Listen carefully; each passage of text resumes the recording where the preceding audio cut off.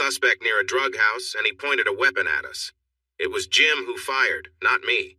Still, we were both grounded while the Internal Affairs Division finished their investigation, and I was really bored.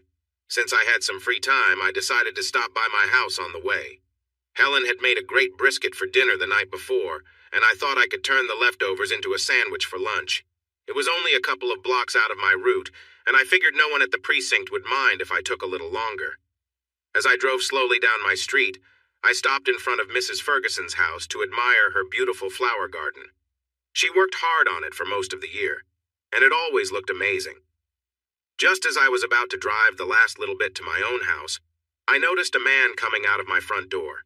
It was Mark Malchek, a guy from around the corner who worked from home. What was he doing at my house at 11:30 in the morning? I watched as he walked around the corner and disappeared from view, and then I pulled up in front of my house and went inside. The house was quiet, but I thought I heard the shower running upstairs. As I climbed the stairs and entered my bedroom, I was hit with a strong surprise. The bed looked a mess, with pillows and sheets everywhere, and there was a big wet spot in the middle. The room had a strange smell, and it became clear what Mark had been doing in my home. The shower was on in the bathroom, and I could hear Helen singing softly to herself, which she often did when she was happy. I felt anger rising inside me, mixed with complete shock. How could my wife be with someone else, a neighbor no less, without me knowing? Helen and I had been married for 24 years, and I thought we were quite happy. We met when I was still in the police academy. She was helping with catering at my cousin's wedding, and I thought she was the prettiest girl I had ever seen. After getting her number, we dated for about a year before getting married. In many ways, our marriage was wonderful. I worked for the police department while Helen continued in the catering business, doing freelance work for a friend from high school. This flexible schedule allowed her to be a great mom to our two daughters, Linda and Veronica. Linda had just finished college and was working in Chicago, while Veronica was a junior in college. Helen was a wonderful mother to our terrific kids. We were deeply committed to each other, sharing the same values and a love for family. We enjoyed spending time together. Whenever we met other couples who seemed bored, we would exchange proud smiles. After 2 decades together, we still found joy in each other's company and could talk for hours. I often felt blessed, but there was one issue. That issue was intimacy. Helen is attractive, and I remember feeling thrilled the first time I saw her without clothes after dating for several months. However, she didn't have a strong interest in being intimate. After our early days of marriage, I realized that she was comfortable with being intimate about every 10 days or so. This was a big change from the 3 to 4 times a week we had started with, and I wasn't shy about expressing my feelings. Over the years, we faced this challenge more than any other. When our daughters were young, we even saw a marriage counselor for help. After a long period of frustration, I understood that Helen truly loved me. Her lower interest in intimacy wasn't directed at me, she just didn't have a high desire for it. The counselor helped me manage my feelings and encouraged Helen to be more engaged. Eventually, our frequency improved to about once a week, sometimes twice if I could encourage her.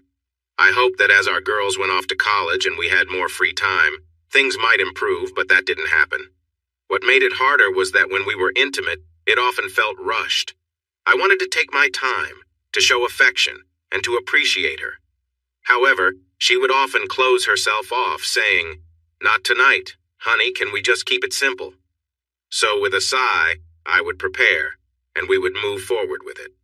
It wasn't that I disliked being close, but it felt like a long time between moments of connection where we savored each other. Many times we were intimate without me getting a chance to explore or touch her in ways that felt meaningful, and some aspects like oral intimacy were rare. Although I was willing to show my affection this way, it usually didn't happen. In 25 years, it only occurred a few times and for a short duration. You might wonder why I don't just walk away if I feel this way. The truth is, Helen loves me, and I love her. She shows me every day, in countless small ways, how much I mean to her and how much she cares. We both look forward to growing old together. However, she is not interested in intimacy. Over the years, I've learned to cope with this. So when I walked down the stairs and stepped out the front door, I was shocked and angry. I knew Helen loved me, and I completely trusted her loyalty. She just wasn't interested enough in intimacy to be unfaithful. So why was I feeling this way? It took me just 3 minutes to reach Mark Malchek's house and ring his doorbell. When he opened the door a crack, looking unsure, he said, "Hi, Rob. What are you?" I pushed the door hard against him, causing him to stumble. I stepped inside and pulled him back up, letting him know I was serious. He looked scared and couldn't find the words to speak. I grabbed his shirt collar with one hand and gave him a few stern slaps. I was careful not to hurt my hand while making sure he felt my anger. I ended with a hard push on his nose, which made him bleed. I pushed Mark onto his sofa and watched as he struggled to breathe. I placed my hand softly around his neck. "Listen carefully," I said firmly. "I know exactly where you were this morning, and I'm not at all happy about it." He didn't say anything. He just looked at me with fear. "Now you're going to tell me everything I want to know and answer every question I have. Then you will clean yourself up and continue with your life, and you will never speak to Helen again. Do you understand me?" I tightened my grip a little to ensure he was listening, and he quickly nodded. Yes, Rob, I understand," he said in a shaky voice. He was completely intimidated. I released him and made it clear he needed to talk. He better not leave anything out, and he shared everything. He and Helen had been seeing each other for more than 2 months. I was shocked to hear he said she started it. At a neighborhood party on the 4th of July, she was very flirty with him when no one else was around. A few days later, she called him in the morning and asked him to come over to help her move something. When he arrived, she was dressed in a short robe and greeted him with thanks and a kiss. During the kiss, she wrapped herself around him, making it clear she wanted to be close. Before he could say much more than, "Are you sure we should be doing this?" They were in our bedroom, and her robe was off. He was staring at her, amazed. She quickly took off his clothes, and they spent a long time together. I wanted to know everything about their first time and what happened after. I was shocked to learn that she was very vocal and seemed to enjoy herself a lot. She even asked him to try different ways, saying she liked it that way. Mark told me he repeatedly asked her, "Are you sure this is okay? What about Rob?" He claimed she said she could keep it a secret from me. Since that first meeting, they had been seeing each other a few times a week, whether in my bedroom or at Mark's home. They tried many different things together. Once, he said she wanted him to tie her up, and she really enjoyed it. "This morning," he said, "when I arrived at her house, she opened the door wearing just a lacy black bra and some pearls. We went upstairs, and she wanted me to please her first for about 20 minutes. She seemed to enjoy it a lot. Then we tried another position, and after that, she helped me get ready for another time." As I listened to him, I couldn't believe it. The woman I thought I knew for 24 years seemed so different from the person he described. I asked, "One last question, and then you can go. Did she tell you about anyone else?" He didn't hesitate. "She hinted that a few guys were before me, but only mentioned one Joe something. Maybe Oberman or Olderman. He's a fireman.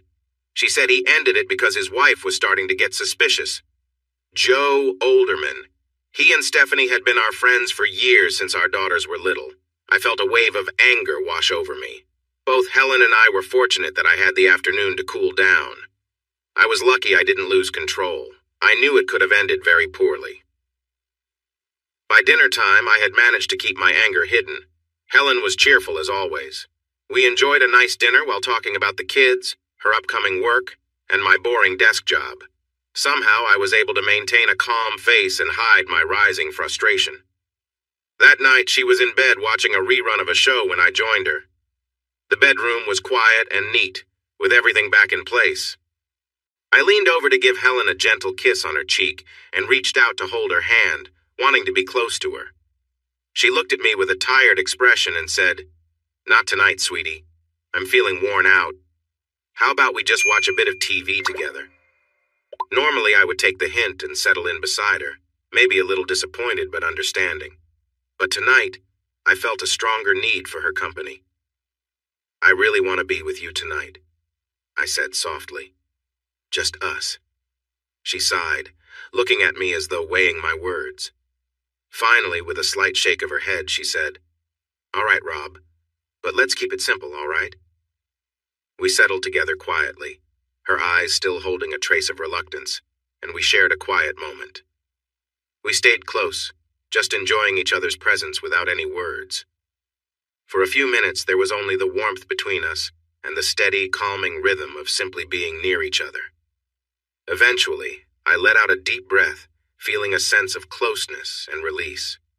After a moment, she gently moved, saying, "I think I'll go get ready for bed now." I gave her a small, reassuring smile. "Thanks for tonight," I said. She responded with a brief nod, her eyes softening a bit. As we drifted into a comfortable silence, I felt grateful for the shared peace, and I settled into the quiet, letting it wash over me.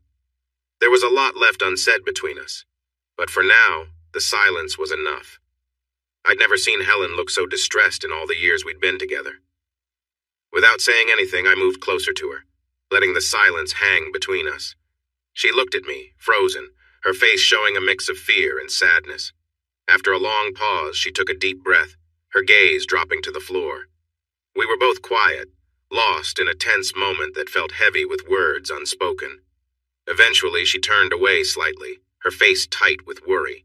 I felt a pang of frustration and hurt as I watched her. This wasn't how things used to be. I knew the distance between us had grown over time, but standing there, I couldn't ignore it any longer. Trying to gather myself, I gently touched her shoulder, hoping she'd look at me. She turned slowly, her eyes filled with a quiet sorrow. We shared a moment of uncomfortable silence, each of us caught in our own thoughts. Finally, I broke the silence. "Helen," I said, my voice quieter than I expected. "I stopped by the house today around lunchtime. I saw someone leaving Mark Malchek." Her face shifted, and I saw a flicker of shock in her eyes. She opened her mouth as if to speak, but no words came out. After a moment, she looked down, her face pale, clearly struggling with what to say. We stood there, the weight of the moment pressing down on both of us. Neither of us spoke, but the silence said more than any words could. Then I went upstairs and heard you in the shower. I saw the bedroom, so please don't try to tell me I misunderstood the situation, okay? She looked down and I could tell she was embarrassed. She nodded without saying anything. "I don't know if our marriage can survive this." Her eyes widened in shock. "But if there's a chance, it starts with you telling me everything. I need the whole truth, do you understand?" Helen nodded again and began to cry. "I'm so sorry, Rob. I can't believe I did something so terrible." She stopped for a moment as her tears took over. "I just want you to give me another chance. I will tell you everything, but please promise you won't hate me." "All right then. Tell me everything about you and that guy. What happened, where, when, how long, how often, and why?" She cried a little longer, then wiped her face. "I never really noticed him until the July 4th picnic. After that, he seemed to be around a lot, getting me drinks or snacks. A couple of times when you weren't with me, he was a bit too friendly, making comments and touching my back. But I forgot about it until last week. He called and asked if he could come over for help with a recipe. He was making a special dinner for his new girlfriend. So he came over and we worked through the recipe. I explained some things to him and he was thankful. We had a coffee and then I started to feel strange. Before I knew it, he took me upstairs, removed my clothes, and did something very wrong." She paused, fresh tears falling. I was confused and couldn't understand why this was happening, or why he didn't stop when I said no. He did it a couple of times, and even forced me to do things I didn't want to. When he was finished and getting dressed, he told me he had put something in the coffee. He showed me pictures he took of us together, Rob. Pictures of us. When this happened, he said I had to keep seeing him or he would make sure you and your friends at the precinct got copies of those pictures. Rob, I felt trapped. I listened without showing my feelings. I almost believed she was making up stories, but I wanted to hear everything. She had no idea that I had already talked to Mark. He called last week and said he was coming over today at 10:30 a.m. and that I better be ready for him. I was scared about the pictures, so I let him come over again. I sighed. Helen, why didn't you tell me after the first time? Don't you know we could have checked for drugs and made sure he was stopped? She looked down. I see that now. I guess I wasn't thinking clearly. I was really scared about what you might do, to me and to him. Oh, Rob, I was so frightened and so confused. She started to cry again. I'm so sorry, baby. What a story, I thought. It seemed unlikely, yet not impossible if anyone could think that Mark Malchek would be foolish enough to harm a policeman's wife. But the tale he told me when I confronted him made more sense, even if it went against everything I thought I knew about my wife. Then there was the most troubling sign, the sound of Helen happily singing in the shower, just minutes after Malchek allegedly upset her again. I thought more, looking out the window, listening as Helen sniffled and wiped her eyes. "You've made a big mistake, Helen. After 25 years together, I would have thought you'd trust me." She looked at me softly and repeated, "I'm so sorry, Rob. I need time to think about what to do, and it might take a few days. In the meantime, don't speak to Mark again or mention this to anyone, all right?" "All right," she agreed, suddenly more hopeful. "Please, Rob, don't do anything that could cause you trouble." I leaned in, focusing on her face. "Helen, please tell me the truth.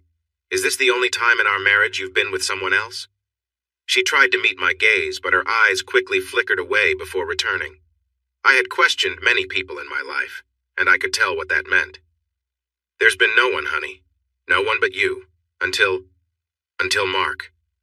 She started to cry again and didn't finish her thought. The clear lie made me angry all over again. I stood up and began to pace the bedroom. "In case you haven't noticed, my dear wife, I'm not very happy with you right now. You're sleeping in the guest room tonight, so please take your things and go." "Rob, Did you not hear what I said?" I replied more firmly. "I'm done talking for tonight. Now please leave the room." "But baby, Go!" With a small gasp, she grabbed her robe and left the bedroom. I settled into bed to watch a football game for a while before going to sleep. I was surprised that I actually slept well, even though I didn't have Helen beside me. I guess it helped to clear my mind. When I got downstairs, I could smell coffee brewing. When I entered the kitchen, I saw that Helen had made a big breakfast. There were pancakes, sausages, scrambled eggs, even fresh orange juice. Helen was at the counter pouring my coffee. She looked tired and anxious. "Good morning, sweetie," she said softly, handing me the cup. "Hello, Helen," I replied flatly. "This looks like a nice breakfast." We ate together, talking about safe topics, and I noticed Helen gradually relaxed a bit. When I finished my meal, I pushed my chair back and stood up, a plan forming in my mind. There was only one way to get to the truth, so I told Helen I needed some time alone. After a quick stop in my workshop, I drove straight to Joe Olderman's house. As I pulled up, he was heading to his front door with a stack of mail. I asked him to join me for a short drive, saying I wanted his opinion on a car I was thinking of buying. He agreed, and we headed toward the car dealerships on Forbes Avenue. But instead of stopping there, I turned off onto a quiet road, parking in a secluded lot near a soccer field. Joe had been looking out the window, but now he turned to me with confusion. "Rob, what's going on? Why are we here?" Without a word, I fixed him with a hard look.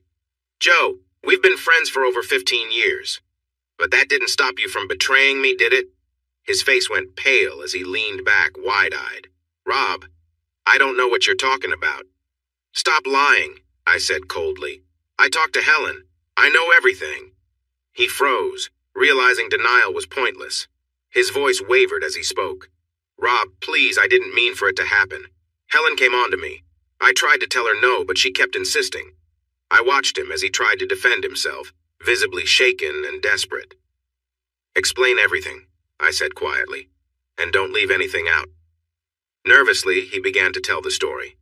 According to him, about a year earlier, Helen had become much more forward, turning their light-hearted friendly banter into something more. At first he'd resisted, but eventually he gave in after her repeated advances.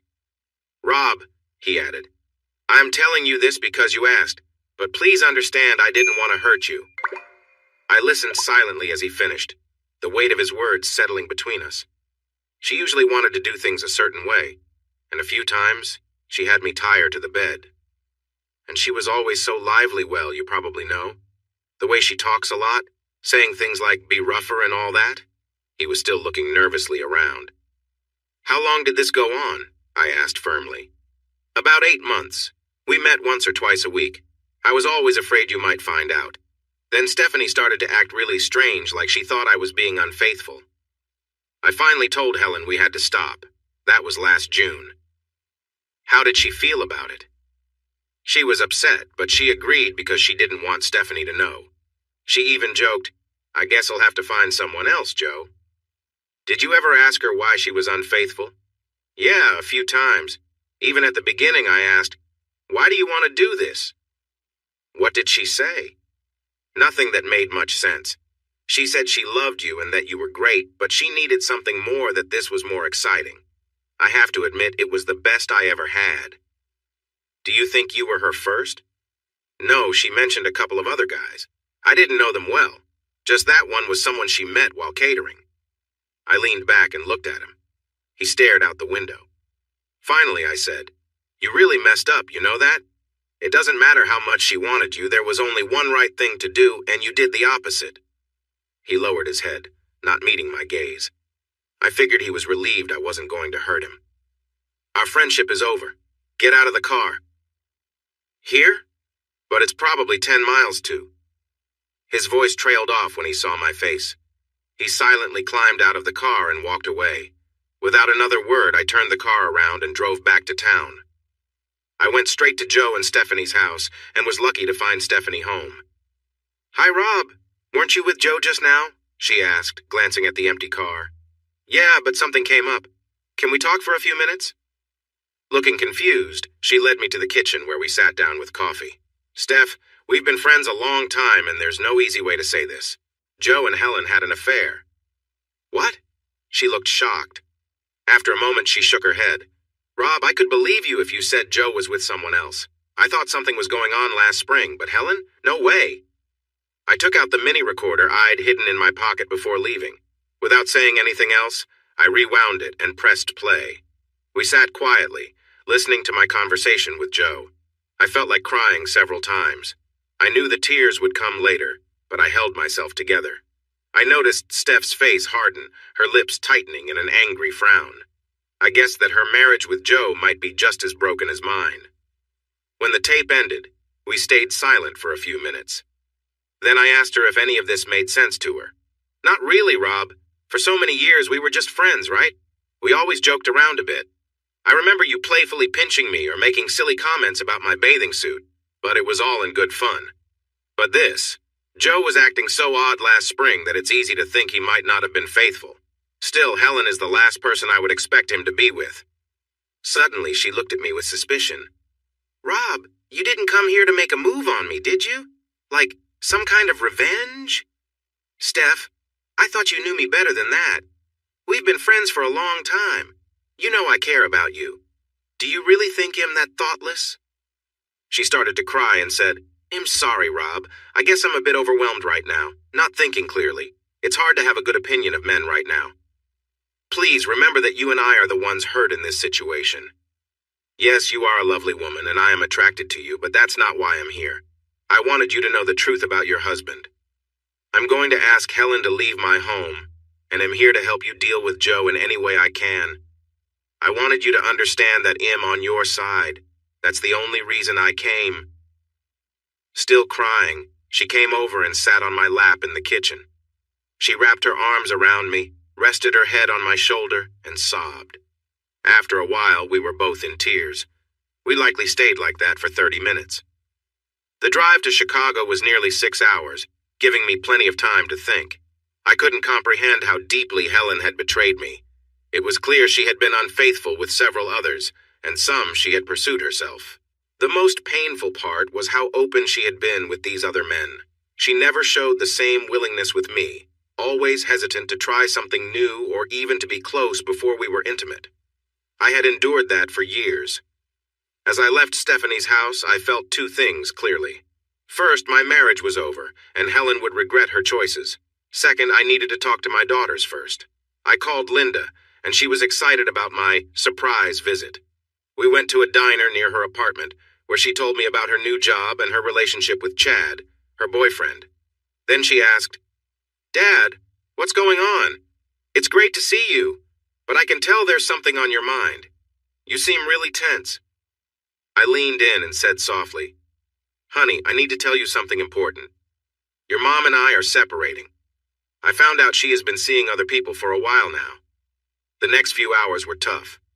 At first, Linda couldn't believe me. I tried to reassure her without sharing too many painful details about what I knew. Once we were back at her apartment and she started to understand the truth, she cried. It was heart-wrenching to see her struggle with the loss of the family she thought she had. We shared that moment of sadness together, and I felt my own tears. I stayed on Linda's couch that night, and in the morning, I asked her for a favor. Please don't talk to your mom for a few days, or until she reaches out. I need to see Veronica today, then I'll go home and start the divorce process. After that, your relationship with your mom is up to you. She loves you very much and has always been a good mother. What happened between us is about me, not you, sweetheart. I arrived in Kenyon that Sunday night, and my meeting with Veronica felt much like the one with Linda. It was painful and filled with tears, with questions that lingered without answers. I left early Monday morning. I had turned off my cell phone while I was away. When I switched it on, I saw I had 11 messages from Helen, mixing apologies with worry. I deleted them without listening and drove on, thinking about how to end our marriage. It broke my heart. A marriage I had given my all to, one I had hoped to enjoy for the rest of my life, now gone. Destroyed. All for reasons I could hardly understand. I made a call to a lawyer I knew, someone who could help me start the divorce process. As soon as I got into town, I went straight to his office. I spent about an hour explaining things, shared the evidence I had, and set the paperwork in motion. Since both our daughters were grown and out of the house, there wouldn't be any issues with custody or support. I wanted to keep the house, and if Helen tried to fight me on it, I was ready to stand my ground. Around 4 p.m., I drove by the house and Helen's car wasn't there.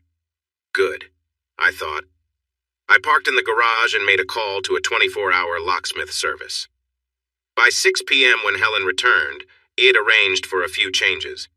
I watched as she tried to unlock the front door and grew frustrated when her key wouldn't work. I opened the door and stood there quietly, observing her expression change from frustration to a forced, nervous smile. "Rob, thank goodness, where have you been? I've been so worried," she said. Her questions poured out, but I kept silent and simply gestured for her to come inside. "Sit down in the living room," I said in an even tone. She tried to hug me, but I stepped back and headed to the living room myself. Puzzled, she followed me and took a seat. "Rob, what's going on?" she asked, her voice shaky, her face showing concern.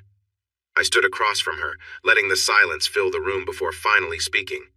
"Helen, I would never hurt you physically, and I want you to know that," I began slowly. "You are someone I cared for deeply." She gasped. "Rob, what are you saying?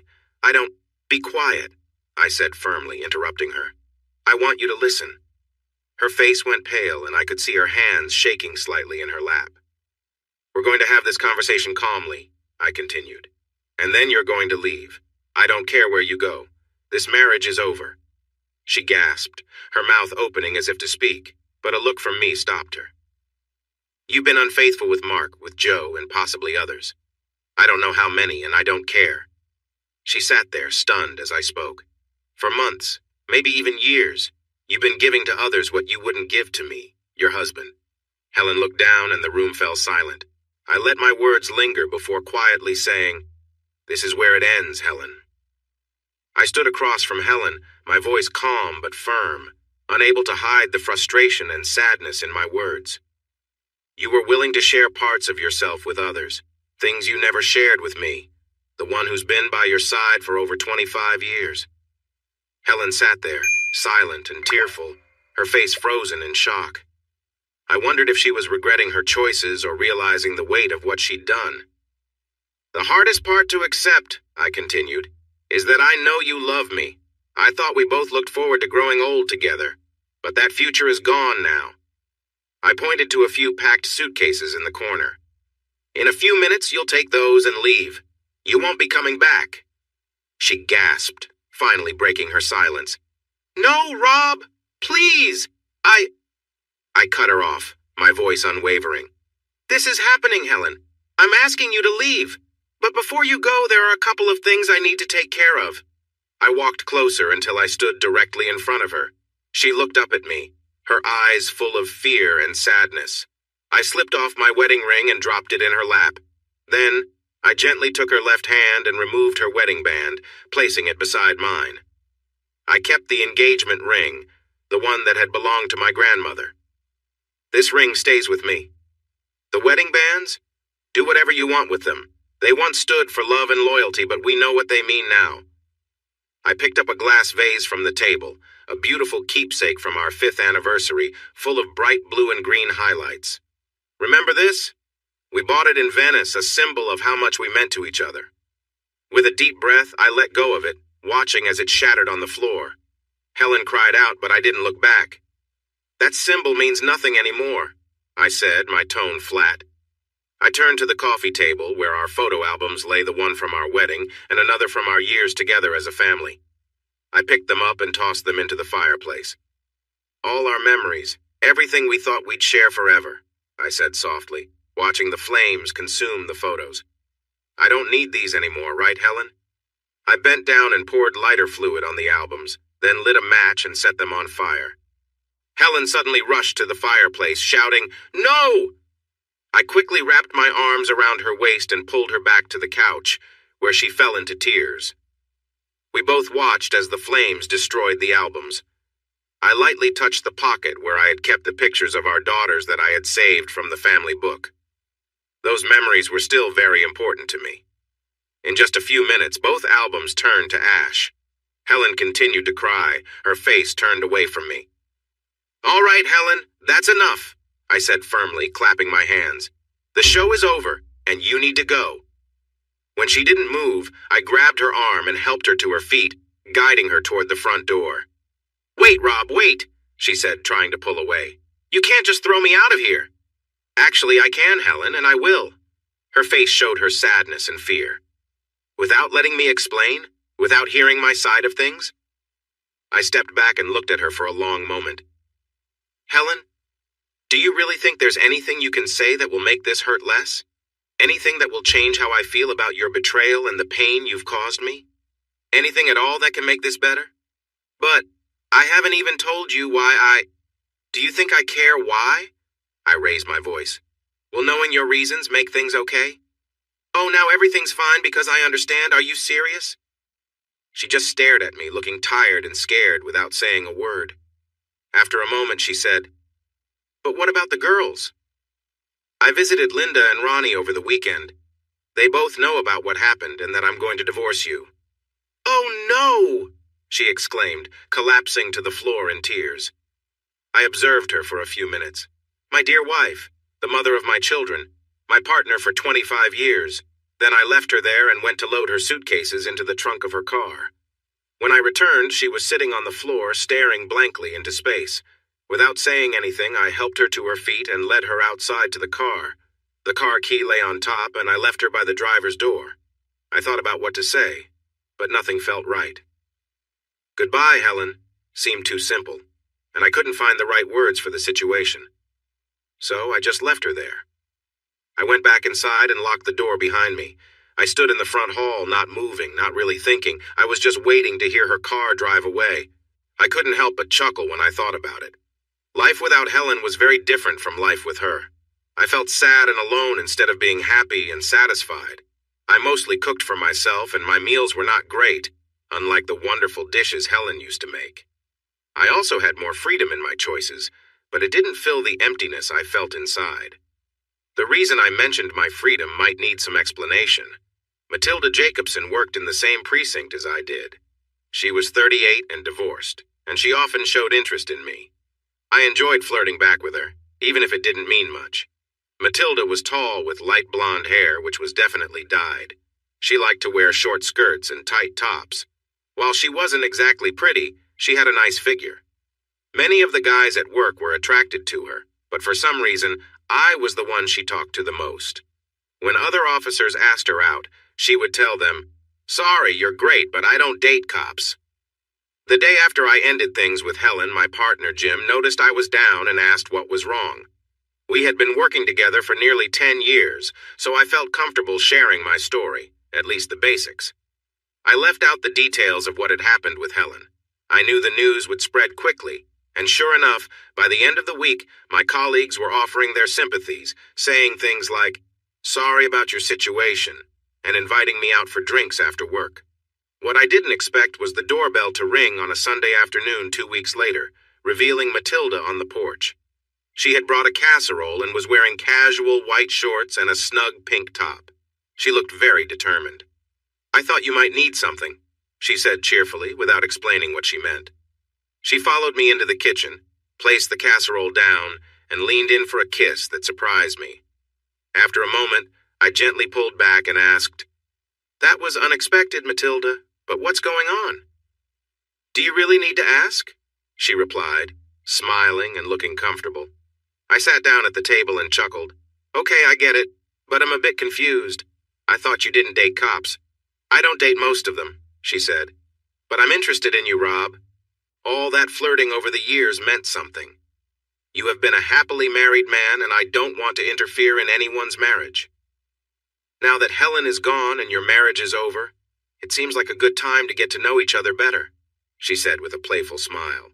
Her outfit, her kiss, and her words had a big effect on me. But I wasn't going to be foolish. I replied, "Matilda, I appreciate the interest, but I'm not in a good place for a new relationship. I've just ended things with my wife, and I'm not ready for anything like that." She smiled and kissed me softly. "I understand, Rob. This isn't about a serious relationship. This is about having some fun with someone who has liked you for a long time. Are you going to just send me away?"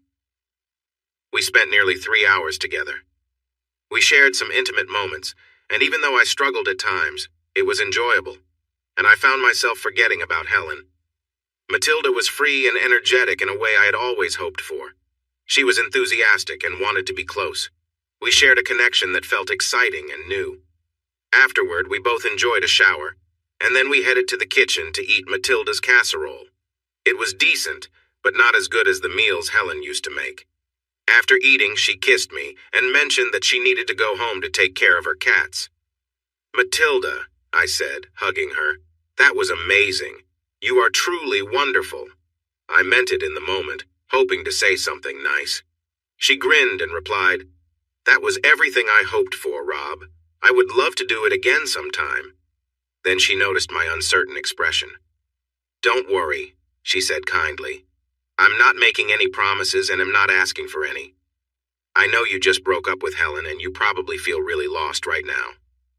So I'm just suggesting that the next time you feel like having some fun, you give me a call, okay?" With that, she gave me one last playful kiss, smiled at me, and left. Since then, I've been seeing Matilda regularly, at least a couple of times a week. It's been over a year now, and I still enjoy it. Knowing that I can share a special connection whenever I want, and that she genuinely wants to be with me, it's great.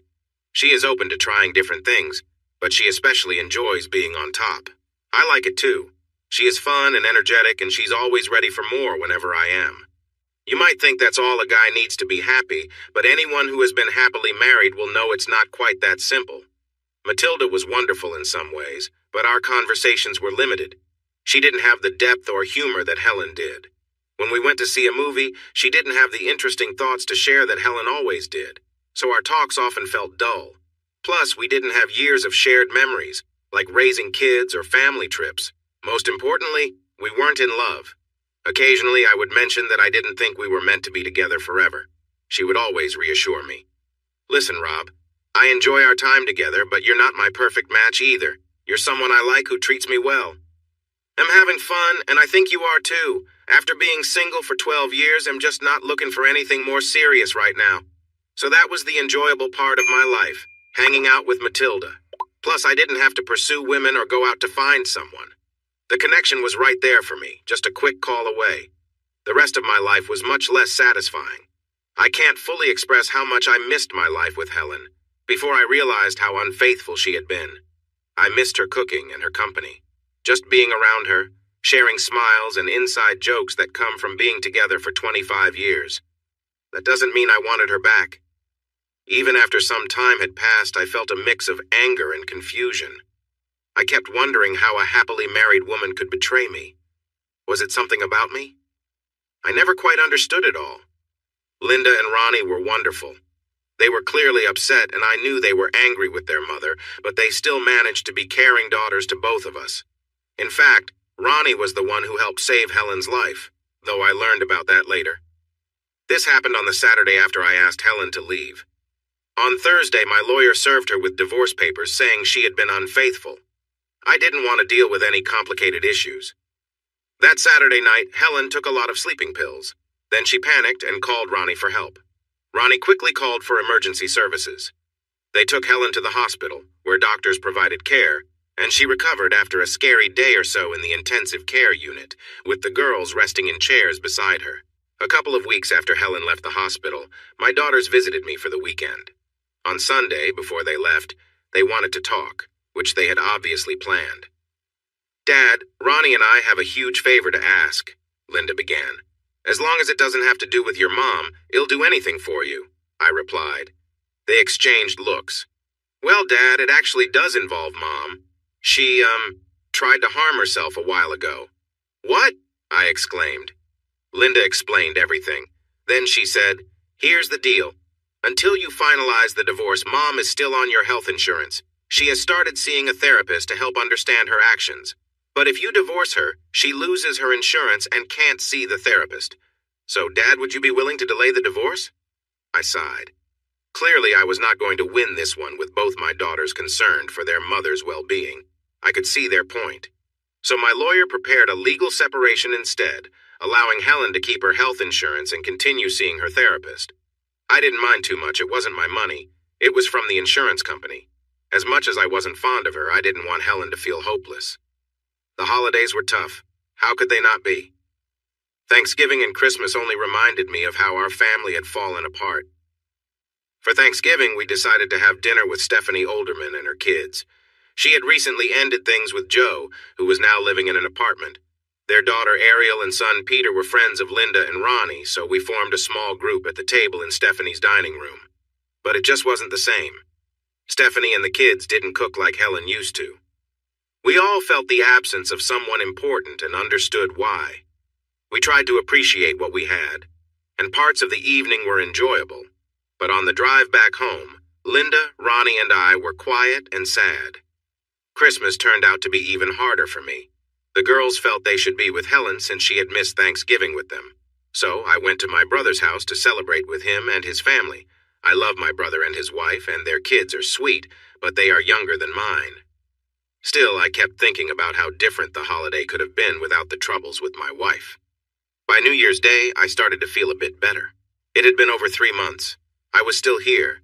I had a connection with someone, I kept my job, and I had my wonderful daughters and friends. I knew I would be okay. My friend Jim and his wife Patty were supportive. They invited me to dinner at least once a month, made me laugh, and helped me not feel too down about things. I knew they were upset with Helen just as I was, but we rarely discussed her. I regularly had meals with Stephanie, and in April, we explored a more intimate relationship. Unlike me, she didn't have a steady partner, and she was feeling lonely and a bit insecure. We talked about it for a while, whether we really wanted to mix our friendship with something more. In the end, it felt right, so we spent a weekend together at her place, and then a couple of weeks later at mine. But honestly, it wasn't as great as I hoped. Stephanie was attractive, but the strange situation made it hard for us to fully relax and enjoy each other's company. It felt uncomfortable, almost like being too close to a family member. After the second weekend, Stephanie said, "I'm glad we tried this, Rob, thank you. It made me feel wanted and not like just an everyday housewife. But I don't think I want to do it again. I value our friendship and think we'll be better off without the extra part." I agreed, and we decided to go back to being friends, supporting each other as she worked through her divorce, and I tried to navigate being single. The next holiday season, a year later, without Helen, felt easier. Linda and Ronnie balanced their time between her and me. The girls and I still thought about the past, but we had fun together, and it felt more like a family. I think I was finally accepting being single for now. I even started considering dating again. I realized that Matilda and I did not have a real future together, even though I enjoyed our time. I started to think about whether I could find a true romance at my age, just a couple of years before I turned 50. Then, one spring weekend, Linda and Ronnie visited again, and I sensed something was about to happen.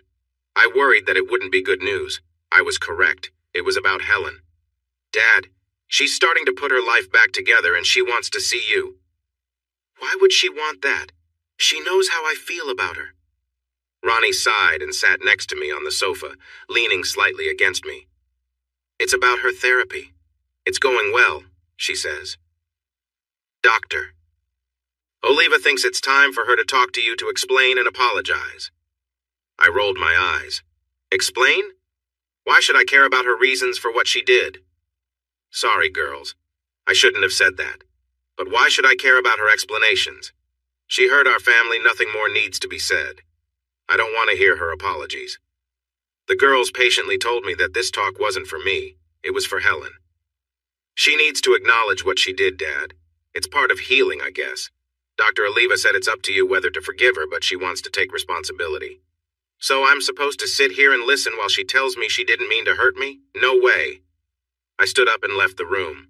But in the end, they convinced me. If you have daughters, you understand. I love them, and they still care about their mother, which is important. And it's tough to say no to them when they truly want something. On the second Saturday in May, at 2 in the afternoon, Helen's old car arrived in the driveway.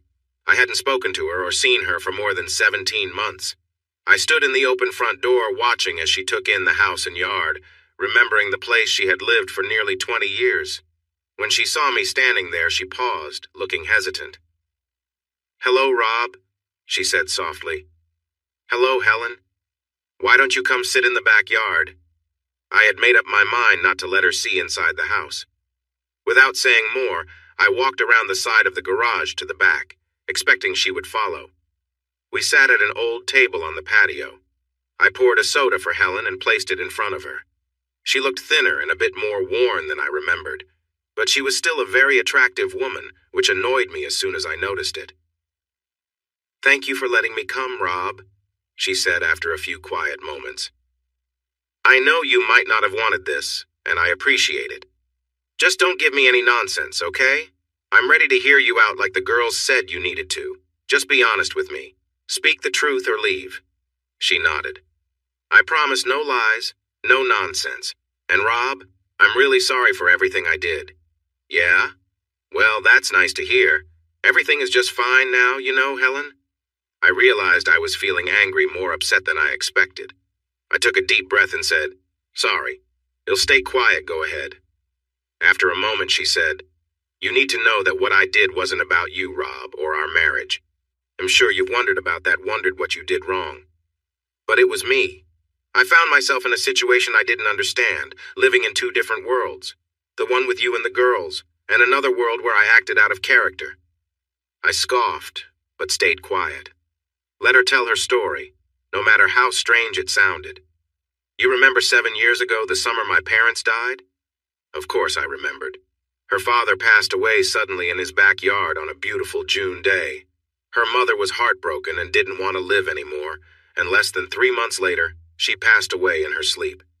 It had been hard for all of us, especially for Helen, their only child. And then that fall, not long after my mom's funeral, Arlene was hit by a car? I nodded. All 3 losses happened in that short time. Arlene and Helen had been co-workers in catering and very close friends. Anyway, I fell apart after all that, as I'm sure you recall. I felt lost, like I didn't know what my life was for anymore. I went through the motions working, taking care of you and the girls, but I wasn't really myself. Then in November, on a weekend you were away hunting with Joe, I decided to go out with Sandy, a divorced neighbor, for a couple of drinks. I don't remember where the girls were, probably at a friend's house. But I just needed to get out, to be on my own, to do something different. We went to Perozzi's, had some drinks, and danced with a few guys. Then it got late, and one of the men we had been dancing with offered to take Sandy home. I could see she wanted to be with him, and since I had driven us there, I said okay. And then, she paused and took a deep breath. Tears rolled down her face. And then a big, strong man named Ted picked me up. Ted Archer from Minneapolis. He talked to me, got me to dance with him, and bought me a couple more drinks. I ended up going to his hotel room. I can't explain it, Rob. She looked at me now, even with her tears. He was confident and strong, and somehow he made me feel different in a way I didn't know before. We went to his room, and he did things I never agreed to. He just took charge, and I went along with it. He pushed me in ways that made me uncomfortable. It went on for a long time. He kept me in place and made me do things that made me feel ashamed. I did whatever he asked. It was hard to say no. In the morning, I woke up feeling terrible about what I had done. I wanted to quietly get dressed and leave, but he caught me and brought me back for more before I could go. When I got home, I was a mess. Thank goodness you and the girls were still out. I showered repeatedly and threw my clothes away. I was overwhelmed. I couldn't believe I had betrayed you like that, and how Ted had made me act in ways I said I never would. I knelt down and prayed for forgiveness, hoping that my secret would remain hidden, and I could find a way to make it right with you. That night, I wonder if you remember, I was clingy and nervous, like we had a fight. I told you I didn't want to be close because I was scared you would sense something was wrong, but I wanted you to hold me all night. When I realized my secret was safe and you didn't know, I felt relief and promised myself to be the best wife I could be. We even grew closer than usual for a while, and I let you try some things you wanted instead of saying no like I usually did. She took a sip of her soda, looking at me with sadness in her eyes. Her tears had stopped, but she looked empty. That's how it had started, she said. That one night with the man from out of town had taken root in her mind. She couldn't stop thinking about why she had let it happen, and why his strong personality had affected her so much. The urge for more of what was new and different grew inside her. She fought the feeling for nearly 2 years, but when I was away visiting colleges with Linda and Ronnie, she gave in again. She found a bar about half an hour from town, met someone, and spent the night with a truck driver. I can't put into words how ashamed I felt, Rob, or the thrill that came with it. I was horrified by what I was doing, truly horrified, and it made me feel like a villain. Yet at the same time, it was so thrilling and the feelings were so intense and exciting, I just got lost in them. Since I started seeing Dr. Oliva, I see now that the shame and the thrill went together for me. It felt like it had to be something I was ashamed of for me to enjoy those moments. I also realized that my feelings were a part of my life but kept separate from everything else. After the first couple of times, I began to store away my feelings about my actions in a little box in my mind. I still felt ashamed, even a bit sick, but the shame found its way into that little box, and it stayed separate from my daily life. She looked at you. This must sound crazy to you, or maybe just like I'm trying to excuse what I did, but it's not like that. I know there's no good reason for my actions, Rob, but it truly did stay in a different part of my mind over time. With the rest of my mind, I could keep loving you and the girls, and going on with my job and being a good homemaker, even continue being the distant partner who frustrated you so much. After her second brief encounter, she stopped resisting her feelings as much, and her connections with others happened more often whenever the girls and I were away. I think there were 6, or maybe 7, over 2 or 3 years. I've tried hard to remember, but am not quite sure. Then one of her clients from catering showed interest in her strongly, similar to how Ted had, and she began a relationship with him. It felt like my night with Ted, but it went on for nearly 6 months. We met once or sometimes twice a week, usually in the afternoon, and he just wanted to use me. He didn't hurt me, but he did what he wanted. After that ended, something changed inside me, I guess. But after that, I went on to find another partner, and another after that. Between the client and her most recent connection, Mark Malchek, there were 3 other men over a couple of years. One of them our old friend Joe. Helen discovered she didn't need to hold back. In fact, she took the lead more and more with each man, exploring things as she wanted. But the relationships were always wild and free, just the kind of closeness I had wanted with her, which she had always kept from me. I've thought about this a lot, Rob, and that must be the worst way I betrayed you. I am so sorry, finding out that I had. Helen looked tired and sad. The day had turned gray, and the wind was picking up. She had been sharing her feelings for a long time. Okay, I said after a moment. What now? I felt a mix of anger and sadness. I even felt a bit sorry for her, but I felt more sorry for myself. It seemed like she could read my mind. I can't imagine how hard this is for you and how much I've hurt you, she said. She gave me a small, uncertain smile. You're a good man, Many would have reacted much worse, not just ended things. She looked away into the backyard. Sometimes I wish you had been harsher, but I wouldn't want you in trouble for what I caused. Turning back to me, she continued, I know it's tough for you. I'm alone in my small apartment, missing the only person I loved. I feel empty and sad, and I know I brought this on myself. But you, Rob, I shattered our happy marriage into tiny pieces. It's not your fault. There's nothing you did wrong, and I can't fix it. I would do anything to make up for what I've done, but I know there's nothing that truly can. I'm really sorry. She was crying softly, and I wanted to tell her that she couldn't call me honey anymore.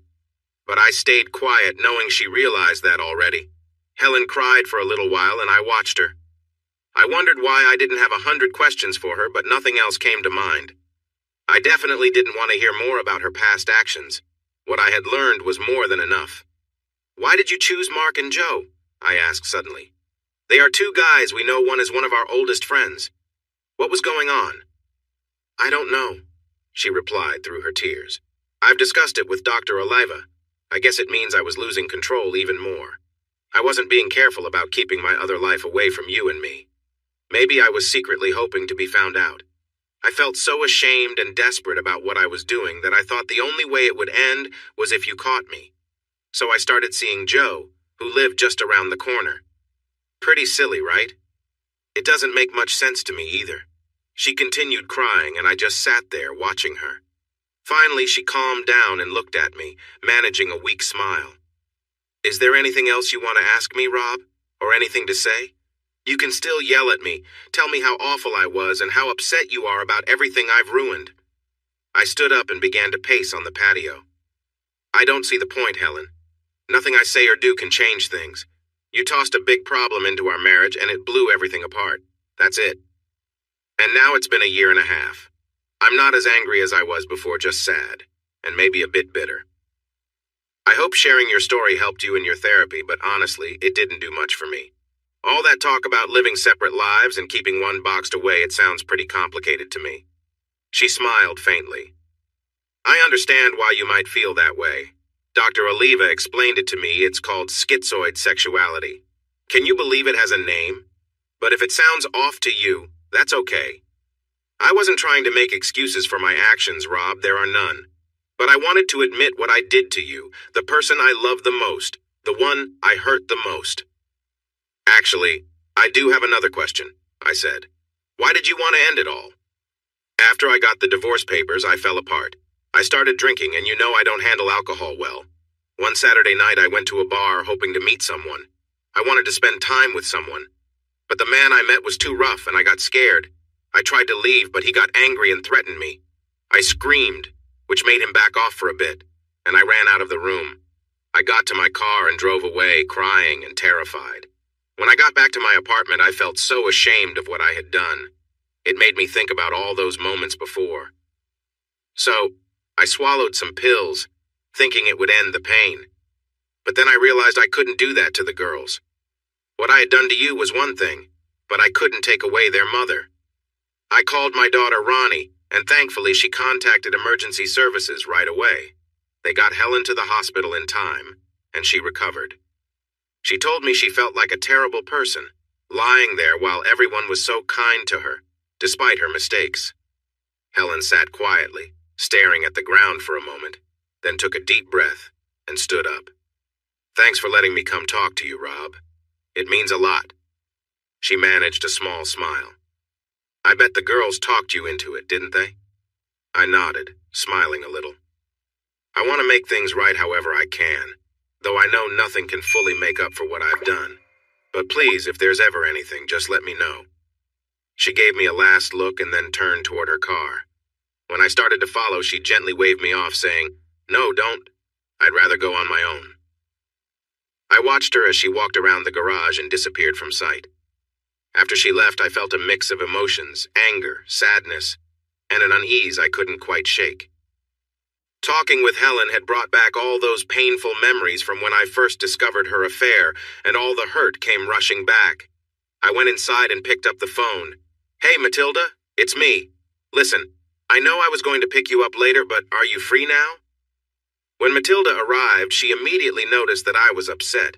She gave me a warm hug and looked at me with concern. "Did things with Helen go badly?" she asked. "It was okay," I said, sighing. "Just a lot to process. I'm still not feeling great, though." She gave me a reassuring smile and said, "Don't worry, we'll get you feeling better." She led me over to the couch and we sat together quietly, her calming presence helping me relax and let go of some of the tension. It was just what I needed: peaceful, comforting, and free from the weight of the past. I pulled her close, feeling her warmth against me, and then something powerful swept over me. We fell back onto the bed, and Matilda turned to hold me gently. "Are you okay?" she asked. Suddenly, I found myself in tears, unable to stop. She held my head on her shoulder, stroking my hair and saying softly, "It's all right, everything is okay." She comforted me, and I kept crying. After a while, I felt calm again and sat up against the headboard, keeping Matilda close. "Wow," I said, looking at her. She smiled back at me. "I really don't know what just happened." "That's fine," she said. "How do you feel now? Think we could have another round and still finish the movie?" I smiled at her. "Give me a few moments, and it'll be good to go." "It's a deal," she replied. "This time, it'll make sure to keep you on your toes." On Tuesday, 3 days later, I found a box by the front door when I got home from work. There was a note in Helen's handwriting.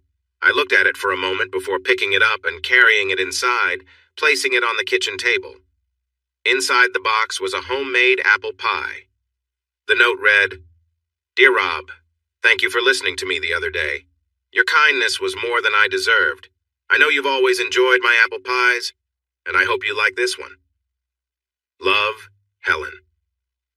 I prepared some dinner while reading the newspaper, occasionally glancing at the pie. For some reason, I hesitated to eat it. Finally, I decided that was silly. I went to the living room and turned on a game. Then I returned to the kitchen, cut a piece of pie, poured a glass of milk, and brought them back to the living room. The game was boring, and I turned it off after a couple of innings, but the pie was amazing. I ended up having 3 pieces.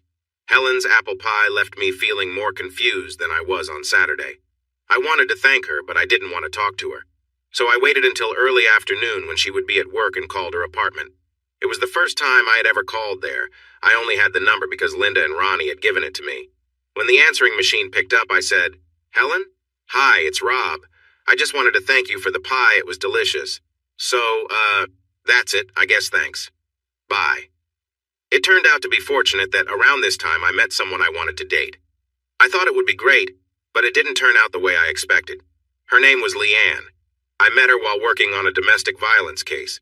Jim and I had to take a man out of his house. He was drunk and had harmed his wife. The neighbors called the police, and when they arrived, she was in the bathroom. When she finally came out, we saw the marks on her face. The man ended up spending the night in a cell, and the next day, a woman around 40 came to bail him out. Her name was Leanne, and she was his sister. She was tall, slim, had dark hair, and was divorced, as I learned later. She didn't have many kind words for her brother, saying, "But has family," with a sigh. I understood, and we talked while waiting for the bail to be processed. On a whim, I asked if I could buy her a cup of coffee. She looked surprised, but replied, "I don't have time today, but I'd like to have lunch sometime if that's okay." We planned to meet the next day at a diner just 2 blocks away. It turned out she worked in an office nearby. It felt promising. We had lunch and really connected. Leanne was charming, had a great sense of humor, and seemed to be interested in me. So I asked her to the movies that Saturday. However, when I told Matilda on Friday that I was busy that night and suggested we meet on Sunday instead, she got really upset. "You can't be serious," she exclaimed softly since we were in a quiet corner of the station. "I've been here for you for over a year and now you have a date?" I was confused. "But Matilda, you were the one who said—" She interrupted me. "I picked you up when you were down, helped you get back on track, and you said I brought you happiness." She continued for a bit, and I waited until she took a breath. Then I said, "Matilda, I'm sorry, but you said from the start that you didn't want anything serious, just a casual arrangement." Calmer now, she asked, "Can't a girl change her mind? We've spent a lot of time together. Didn't you notice I care about you?" I had to tread carefully. "Honestly, Matilda, You're amazing, a great woman, but I thought we were just friends. I didn't see us as anything more. The idea of a real romance, let alone anything serious with Matilda, was hard for me to imagine, but I didn't say that. Even the kind way I put it didn't seem to help. I understand your point, she said, upset. So you're only interested in fun? Well, guess what you're not getting any more from me. I'm done being in your bed, and you can count on that. She turned away and walked off. That was tough to hear, but at least I knew where I stood. I would miss some parts, like the closeness, but I wouldn't miss her cooking or be sad about her company. So I went out with Leanne on Saturday, feeling ready to start fresh. After a few weeks, I realized lucky wasn't the right word for my situation. Leanne was quite reserved. She made it clear that we wouldn't be getting closer until we were engaged. Plus, she liked to take charge. Her idea of fun was telling me where to put the dishes in my kitchen, complaining about my car's age, and suggesting better restaurants than the one I had chosen for us. After 4 dates, I decided to end things with Leanne. I never regretted it, even when she called me a few times, the last one being pretty upset. I couldn't understand how someone would marry her in the first place. The following weekend, Jim and Patty invited me to dinner, and to my surprise, Patty's younger sister Barbara joined us. I thought it might be a setup, but we all enjoyed a nice evening together. On Monday, I joked with Jim about it. He looked a bit guilty but couldn't stop laughing. "It's not my fault, Rob," he said, still chuckling. "Patty knows you're dating again and wants you to meet Barb." I found Barbara attractive and was open to the idea, but I felt cautious. What if we don't get along? I don't want to look bad in front of Patty. Jim reassured me, saying, "Patty said she only wants you to give Barb a chance. She promised it wouldn't be a problem if things didn't work out." I decided to take a chance. I called Barb and asked her out for dinner on Saturday. We had a nice, easygoing time, and when I dropped her off, I thought a simple goodbye was all that would happen. But she smiled and said, "Would you like to come in for coffee? It's still early." I hesitated for a moment, then agreed. She made some coffee, and when she returned, I was surprised by her outfit. We ended up having a lovely time together, and I felt a connection growing between us. It wasn't an amazing experience like Matilda's, but I still had a good time. Afterward, I picked her up and carried her into the bedroom, and we enjoyed each other's company. We fell asleep for a while, but she woke me up and we spent some more time together in the night. The last time was early in the morning, after which she made bacon and eggs and sat on my lap while feeding me. I drove away feeling tired, confused, and happy. Our time together had been fun, and it seemed like there could be more whatever I wanted. Barb was full of energy and attractive. Even though I hardly knew her, I liked the idea of getting to know her better while enjoying more time together. But soon I started to understand why Barb was still single at 44, even though she was lovely. On our second date, we went to the movies and then back to my house, where we spent the night like before. The next morning over breakfast, Barb started dropping hints that she wanted to move in with me. She mentioned how a woman's touch would improve my place, asked about my dinner preferences, and complained about how small her apartment was and the high rent. I was too surprised to say anything, so I wisely kept quiet. But by our third date, she was talking about marriage.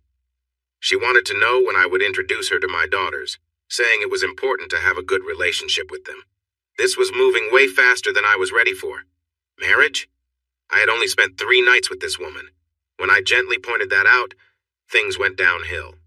First, she didn't understand my hints, so I decided to be more direct. "Barb, I feel like things are moving too fast for us. I like you, but I'm not ready to think about marriage again." She gave me a cold look and said, "Why commit when you can have everything for free?" "No, Barb, if you weren't ready for marriage, why have you been with me each time we meet? What's that about?" "Barb, I think we're both..." "No, you're just another guy who thinks with his impulses. You just want to get a girl interested, not caring about what she feels." And suddenly, she broke down in tears at my kitchen table, hiding her face in her hands. I tried my best to comfort her, but she remained upset and didn't want to talk. In the end, I drove her back to her place, where she slammed the car door and went inside. Feeling confused, I went home and called Jim. "Is your sister-in-law acting strange, or is there something wrong with me?" He laughed. "Let me guess," he said. "You had some fun on a couple of dates. And suddenly she starts talking about engagement rings, places to travel for a honeymoon, and plans for the future. Am I right? Absolutely, my friend. Has this happened before? Yes, it has. Patty and I thought about giving you a heads up, but we decided to let things unfold naturally. Barb tends to get a bit too excited, and it has scared off more than a few guys. It's too bad because she is a nice person. But based on past experience, Rob, she probably won't want to talk to you anymore. You're in the past now. Well, I said, I'm okay with that. That was one intense conversation. She was fun, but saying she rushed things a little doesn't even cover it. So, are we good? Will Patty be upset with me now? Not at all, Rob. You gave it a try, and that's all she could have asked for. As the weeks passed, my luck with dating didn't get any better. I went out with a few other women like a cop's cousin I knew and a cute waitress at a diner I visited, but nothing really worked out. Sometimes I got lucky, but mostly I didn't. I wasn't sure if I was really over Helen and ready for something new. But it didn't matter because I just didn't connect with anyone I dated. Meanwhile, Helen was still bringing me food once a week. After the apple pie, she brought over a delicious peach pie. As always, I left her a message to thank her. Then it became a routine. She made me roast chicken, meatloaf, and pasta salad. I started eating well again a couple of times a week, but without Matilda, I was back to living a pretty bland life. One Saturday afternoon, I was driving home from the hardware store when I spotted Helen. She was in a parking lot, putting groceries into her car. I was stopped at a red light, so I watched her, noticing all the little things about her. After I got home, I went back to working on the bathroom tile I was fixing, but my thoughts kept drifting. About an hour later, I decided to freshen up and put on clean clothes. I got in my car and, without really thinking about it, found myself in front of Helen's apartment. When she opened the door, she looked surprised to see me, but after a moment, she smiled a bit shyly. "Hi, Rob, come in. This is a nice surprise." She was wearing shorts and a green top. She looked good, more relaxed than when she had visited me last. She was still the same figure I remembered, though slightly thinner. "Hi, Helen." I walked in and sat down on her couch, still wondering what I was doing there. "I wanted to thank you for all the wonderful food you've been giving me. You're the best cook I've ever known. Everything has been so tasty." She smiled widely, clearly happy to hear that. "I'm glad, Rob." We sat quietly together for a moment. Helen's smile slowly faded, and she looked unsure, probably wondering why he'd come over. I found myself wondering the same. "Helen," I said, breaking the silence, "thank you for the meal. It was thoughtful." She smiled, though it looked a little shy, and nodded. "I still like cooking for you," she replied softly. We sat there, the weight of unspoken words filling the room. Helen's expression grew more uncertain, her eyes searching mine, but neither of us said anything more. After a pause, I took a deep breath and said, "It's been a long journey, hasn't it, Helen?" She nodded, her eyes a bit misty as she looked down. There was a lot we weren't saying, but maybe that was for the best. Finally, I reached into my pocket and pulled out a handkerchief, offering it to her so she could wipe her eyes. She accepted it with a grateful look, dabbing at her face. "Thank you, Rob," she whispered. We exchanged a quiet, understanding look before I stood up to leave. There were no more words, just a brief, soft smile shared between us. Then I turned and walked out, leaving both of us in a silence that felt, somehow, like closure. I think she wanted to say more, but she just sat back, still kneeling in front of me, and looked down at the floor. "That felt really nice, Helen," I said. There was a long, tense silence. Suddenly, I couldn't take it anymore. "I have to go," I said roughly. I stood up, pulled up my boxers and pants, and left the apartment without looking back. I listened behind me, but Helen didn't say anything else. On my drive home from Helen's apartment, I was confused about what had just happened. I knew I had asked her for something, and she agreed. It seemed like she was into it too, but I wasn't sure what it meant for us or what would come next. Did I want to start seeing her again? Did I even want to meet her? I tried to forget about it and focused on my life, wondering idly if the weekly food deliveries would stop. But the following Tuesday, There was a casserole dish with Helen's chicken cacciatore in it, one of my favorites, as she probably remembered. I made a big pot of rice and enjoyed it for 3 straight dinners. I still didn't know what to say to her, so I left my thanks in a voice message like usual while she was out. The week after that, she left me a pasta salad. In the meantime, I was busy with my job and the politics at work. A new desk sergeant had joined our precinct. He was quite a troublemaker, an arrogant person who immediately seemed to dislike Jim. This showed that he was not a good person. There wasn't anyone who didn't like Jim, a kind, cheerful, and totally reliable guy. He was the best partner I could ask for, and many others said the same. But this sergeant, Buster Reedon, seemed to have it out for Jim. He even tried to dock Jim's pay because he claimed his timesheets were wrong. This continued for a couple of weeks until 18 of us went to the captain to say that if Reedon didn't get transferred, we might take a day off at the same time. The captain was a good guy and had already heard complaints about Reedon. He sighed, pushed his cap back, and said he'd handle it. A week later, we heard that Reedon was moving to another precinct, and we all felt relieved. Jim was truly touched by how everyone supported him, and he set up a big bowling night one Friday at the local lanes, his treat, including snacks and drinks. We had a great time that night, bowling, having a few drinks, and joking around in the way friends do to unwind. The atmosphere was light and fun, a welcome break from the usual grind.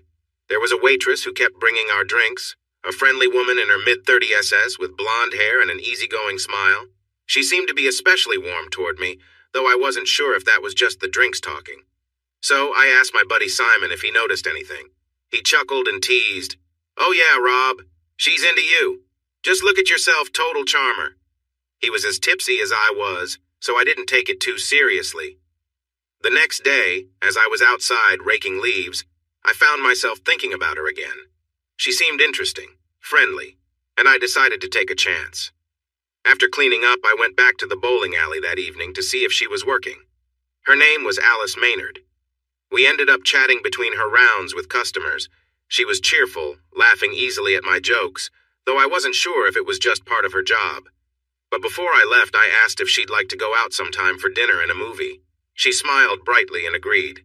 Our first date was a lot of fun, and I found her warm and easygoing. When I dropped her off, she thanked me and gave me a long, genuine hug. After our second date, we grew closer, and our time together was filled with a lot of laughter and shared stories. Alice had a lively spirit and loved to dance. She wasn't one to hold back on enjoying life, which was refreshing. Alice told me about her past. She'd had a couple of serious relationships she thought would lead to marriage, but things hadn't worked out. Her first partner had cheated, and the second left when he found out she couldn't have children. Alice had faced her share of heartbreak, but had learned from it and moved forward. Despite everything, Alice was kind and open-hearted. She appreciated being close and didn't rush things, which made our time together feel meaningful. With her, I finally found the easy companionship I had been craving, and we both enjoyed just being in each other's company. Being with Alice brought a sense of lightness to my life that I hadn't felt in a long time. She helped me find peace and joy again, one small moment at a time. She spent some time being close to me, making me feel excited. Then she would pull back for a bit and tease me with gentle touches before moving in again. After about 20 minutes of this, I was feeling overwhelmed with need, and then we finally shared an intimate moment. When I was with her, she was eager to move quickly, which was a relief for me after all the teasing. We connected deeply, and it felt amazing after all that anticipation. The next morning, she woke me up by cuddling against me, which made me feel alert again, and we shared a soft moment together, enjoying each other's warmth. For the next couple of months, we met at least twice a week, often staying overnight, whether at her place or mine. She opened up about her life, her family, and her job, and I shared stories about my past, including my work as a police officer. She liked the idea of dating someone in law enforcement, feeling safe and cared for. I was a bit older, but that didn't seem to matter to her. I once shared my worries about our age difference, and she responded playfully, saying that age is just a number, and that I felt good to her. Those first few months were filled with excitement. Getting to know someone new brought back memories of when I was first married. I wanted to explore every part of her, and we enjoyed simple moments, sharing affection and laughter. We often took our time to connect, focusing on the enjoyment of each other's presence rather than rushing. It was about savoring the experience and feeling close. What made it special wasn't just the physical connection, it was the joy we shared. I had a different kind of connection with Melinda, which was more about the thrill. But with Alice, there was a real bond. She may not have been the best cook, but her energy and positive outlook on life lifted my spirits. Despite her own struggles with past relationships and family challenges, she remained cheerful and hopeful, and I enjoyed being around her bright attitude. We also got together with our friends Jim and Patty every couple of weeks, and it was clear that they enjoyed Alice's company as well. I was in the kitchen one day, helping Patty with the dishes while Alice and Jim were outside. Patty turned to me and asked, "How's everything with Alice, Rob?" I replied that we were having a good time, and she said, "I think she's a good match for you." I glanced at her, and she smiled. "Jim thinks so too. She's smart and sweet, and she seems to really like you for some reason." "Thanks, Patty. That means a lot to me." Things were good. Alice and I made a nice couple, and I had no complaints about our time together. This went on for about 5 months. During that time, I thought about Helen less and less. She was still leaving dinners for me once a week, and I thanked her on her answering machine.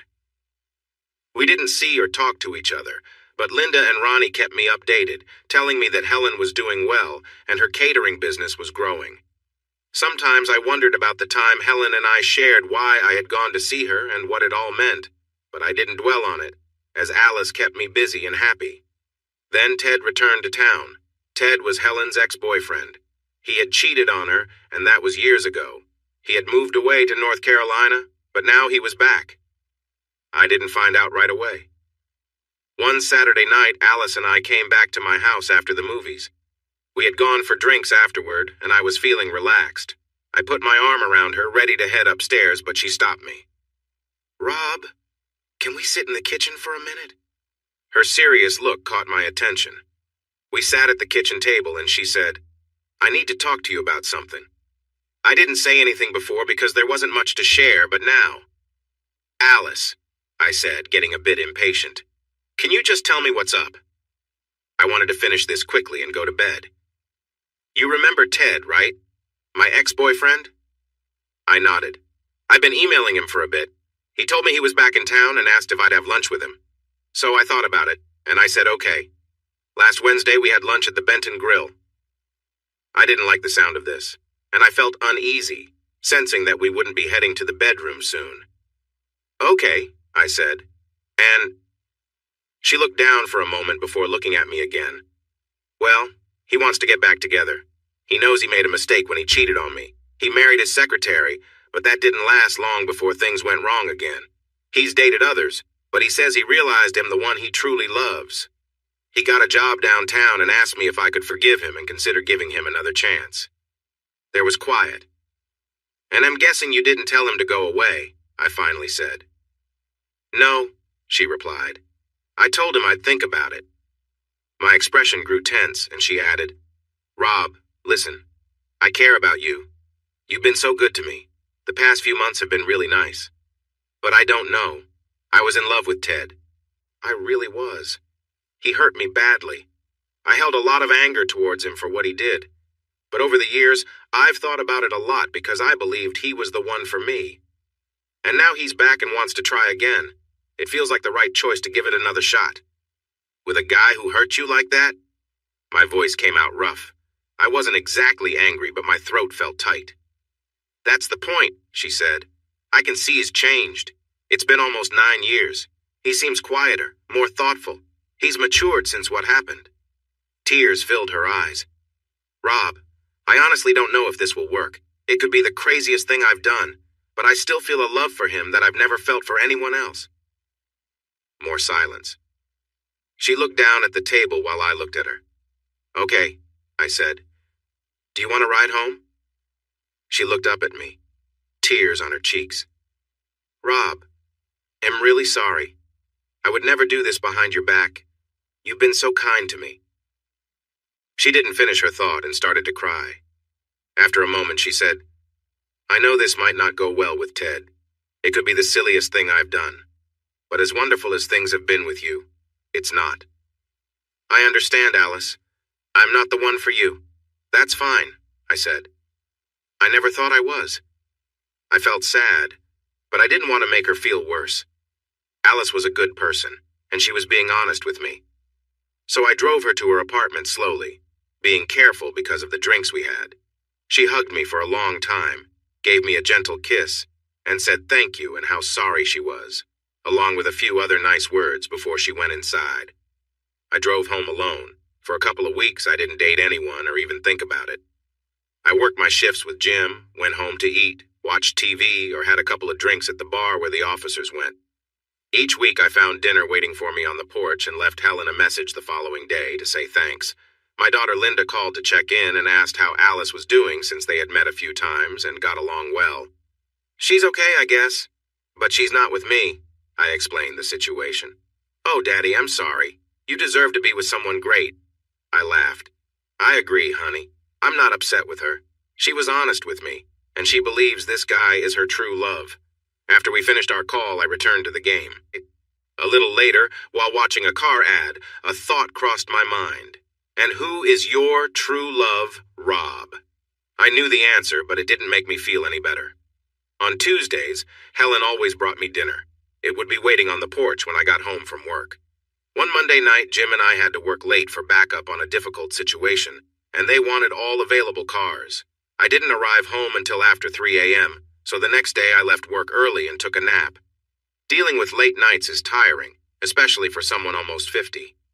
I woke up around 4:30, took a shower, and got dressed. Then I went downstairs to read the paper.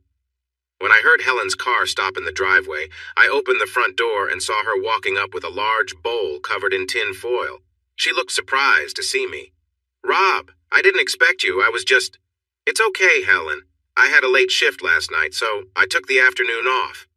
Would you like to come in for a moment? Yes, thank you. That would be nice. I held the door for her as she entered the kitchen. She looked nice. Her hair was tidy, and she wore a pretty blouse. She had a lovely scent, too.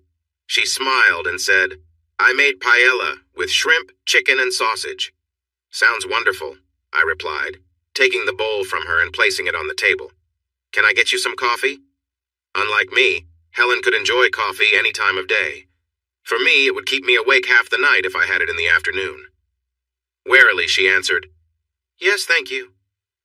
I brought her a cup along with milk and sugar, remembering how she liked it. She watched me the entire time, saying nothing, just following my movements with her eyes. I wondered if this felt strange to her, us sitting in the kitchen like we used to, something we hadn't done in the last couple of years since I found out about her affair. I started talking about the kids, Linda and her latest boyfriend, Ronnie's plans after college. Gradually, she seemed to relax.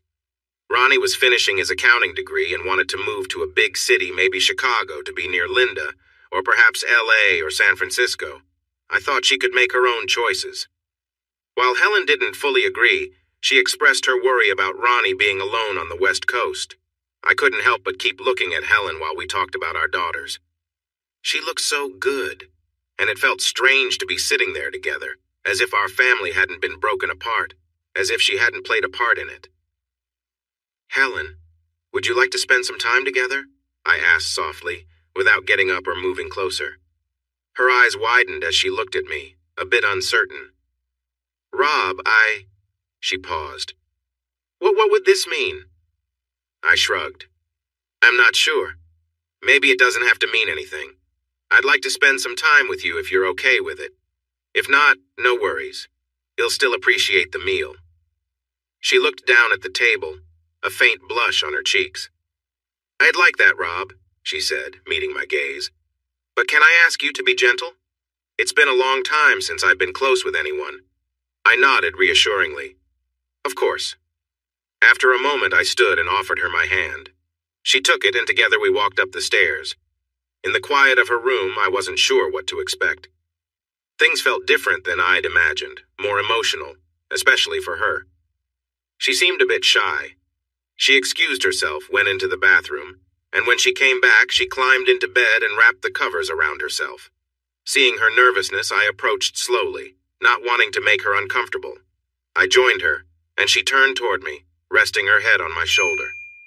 We held each other quietly, the room calm as we shared small gestures and gentle closeness.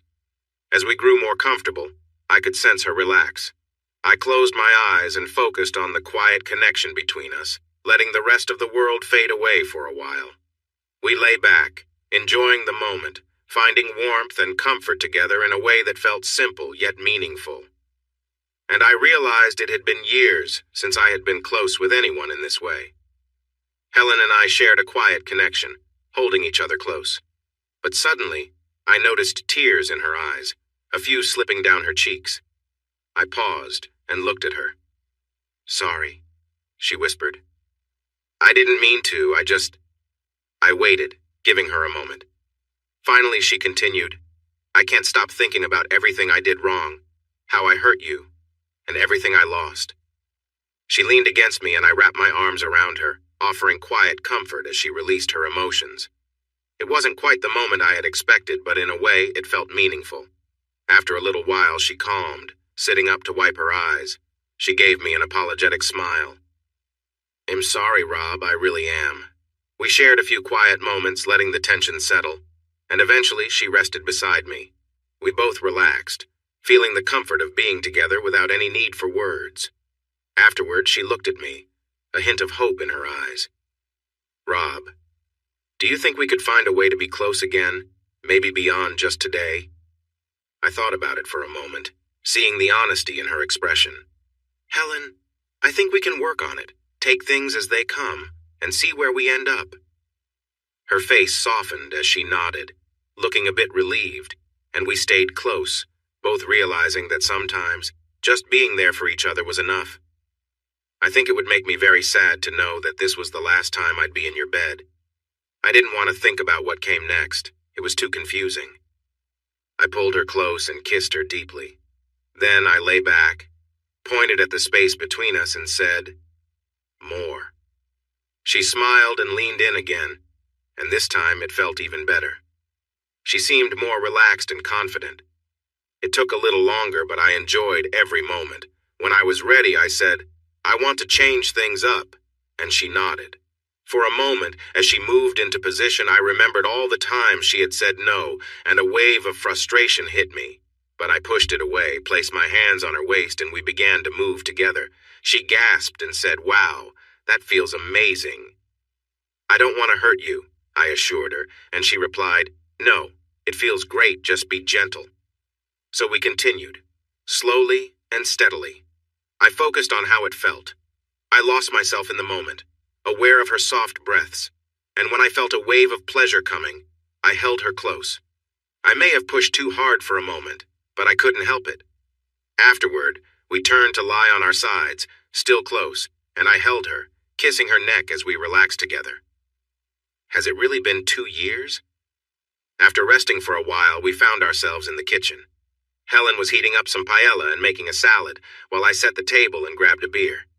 "Yes, the last person I was with after you was not a good memory. I'm glad I have a better one now." She smiled at me and I smiled back. "I can't believe you haven't had more chances," I said. "You're a lovely lady. Have you not been dating at all?" "Not in the beginning. I was too troubled. Sometimes people would ask, but I was too busy working and seeing my doctor trying to get my life back on track.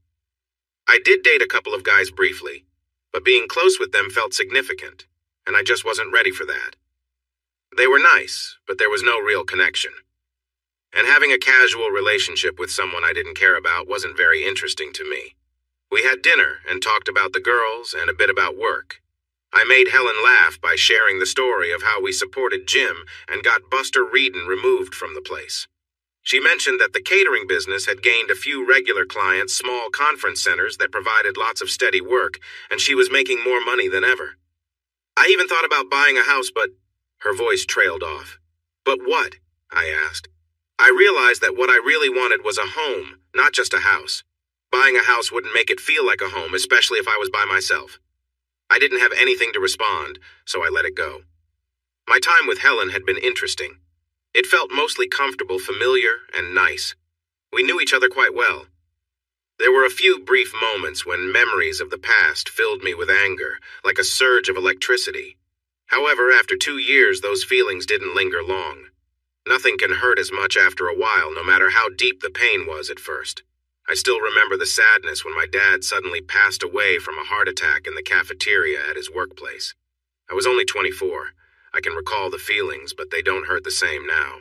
I loved him and miss him, of course, but it lacks that sharp pain and the flood of tears. He's gone. That's all there is to it.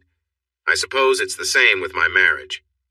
When Helen left, we both steered clear of talking about what had happened or what might come next. The closest we got was at the door when she hugged me. She whispered, "Thanks, Rob. I enjoyed that."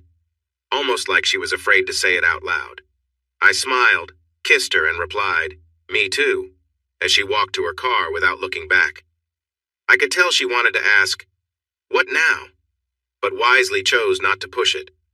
I grabbed a beer, settled into the living room, and turned on the game. I didn't want to think about what now either. I was just finishing the dinner dishes on Friday when Ronnie called from school. This was normal. We talked every week or so, but I felt a bit uneasy. My first thought was, oh no, Helen told her about our meeting, didn't she? Not the personal part, but something. But Ronnie didn't mention anything about it. She just talked about her classes, looking forward to graduation, sending out her resume, and other things on her mind. She also asked about Alice and if I was missing her. Carefully, I said, "So what do you hear from your mom?" "Oh, she's okay, I guess. She still really likes her job. I wish she'd get out more, Dad, you know? I mean, she knows she won't be with you, but she doesn't seem interested in dating anyone else." The conversation drifted on, and I felt relieved.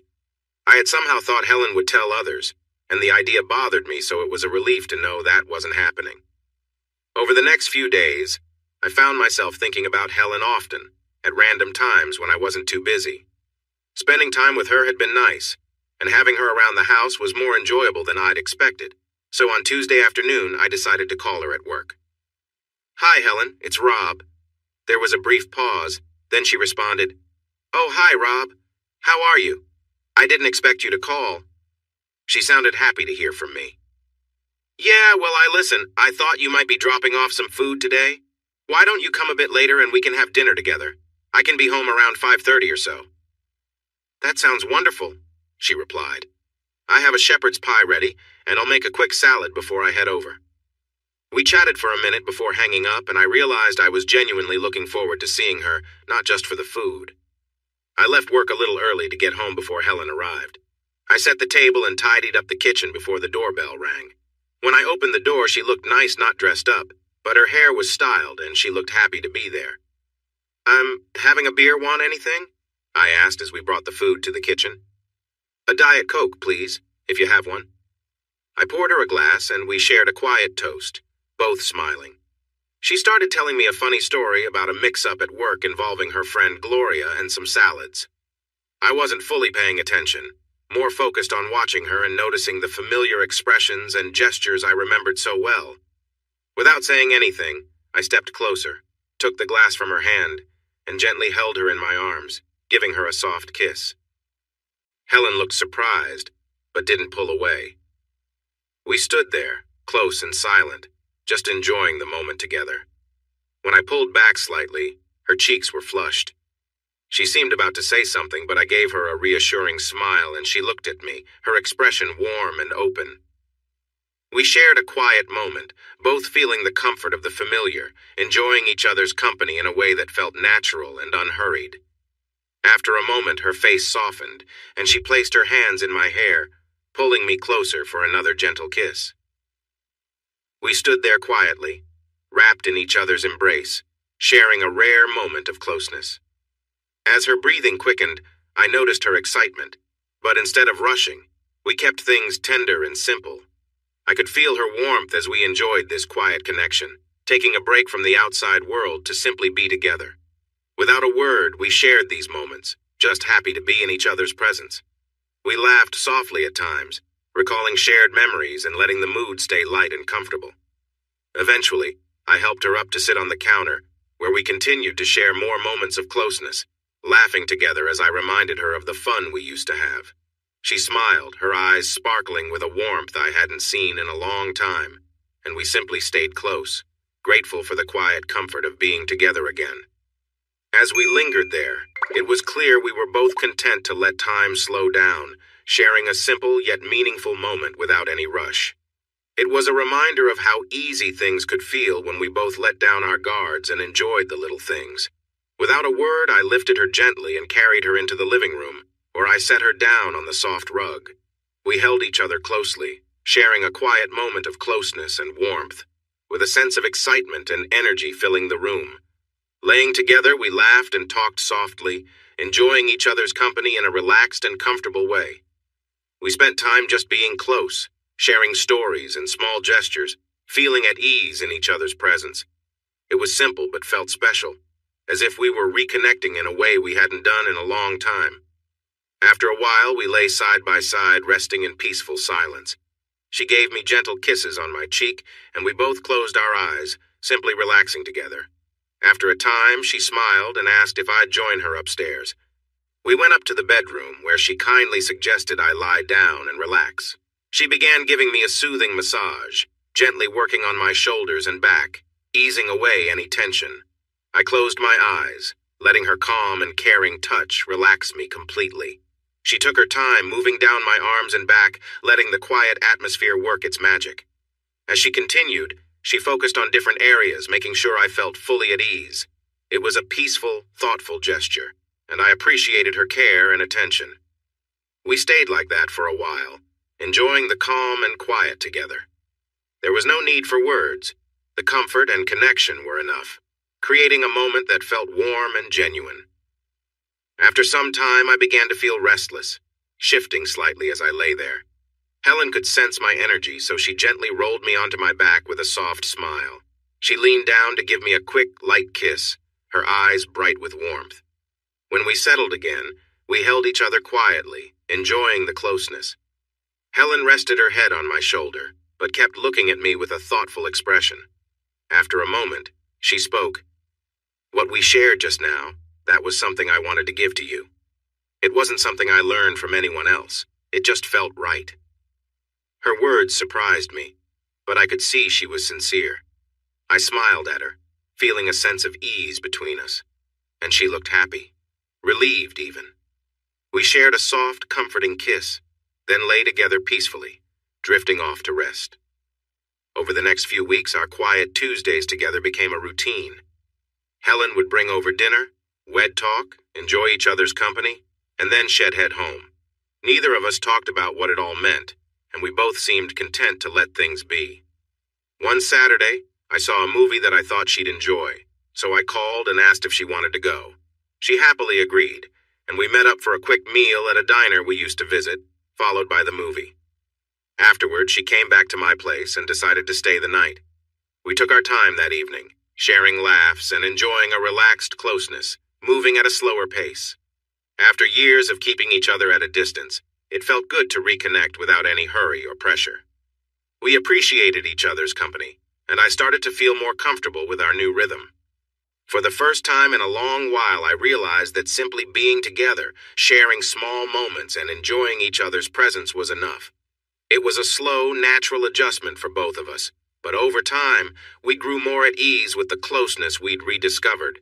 Then at the end, I turned her around, and we connected in a way that felt intense and meaningful. Helen didn't always seem to have those moments of deep pleasure, but she was always happy and relaxed after we were together, grateful even. We cuddled and she showered me with kisses on my neck and face, but we stayed away from any overly sweet words. I wasn't sure if I felt that way, and I think she was wise enough not to say those things even if she did feel them. The next morning she woke me up in a playful way. We spent time together, made breakfast, and then enjoyed some more moments before she headed home. That left me pretty worn out for the rest of Sunday. It had been more than 6 weeks since Helen and I started seeing each other again, and I hadn't told anyone about it, not even Jim. But the next time he and Patty invited me over to dinner, I felt it was too strange to keep it a secret. "Can I share something surprising?" I asked them while we sipped our coffee. "You guys are my most sensible friends, and I want to know what you think." With a serious expression, Jim said, "You're coming out about something, Rob? Patty and I have suspected it for a while. We just wondered when you'd bring it up." I didn't smile. I just told him, "You figured me out, Jim. The truth is, I'd like to keep things fresh, and it has to do with my connection with Helen. For some reason, I hesitated to spill the details. I've actually been seeing Helen again. She's been bringing me meals once a week and leaving them for me. Did you guys know about that? They nodded, looking a bit surprised, and I continued. To be honest, I don't know what's going on. After everything, I didn't expect to be enjoying my time with Helen. I guess I should still be upset with her, but I'm having fun. Patty squeezed my hand. Wow, she said. I didn't see that coming, Rob. I don't think about Helen much, but when I do, I'm often frustrated with her for what happened. But you should do what makes you happy. If being with Helen feels good, then definitely keep seeing her. Jim sat there looking thoughtful. Finally, he nodded and said, I agree, Rob. My loyalty is to you. As long as you're enjoying yourself and she's not causing you pain, I say go for it. We chatted a bit longer, and then Patty asked, Do you think you two might get back together? I really can't say. I can't imagine marrying her again, that's for sure. Been there, done that. But then again, I just don't know. She cooks really well, you know, and I'm enjoying the comfort of having her around. We know each other deeply and get along nicely.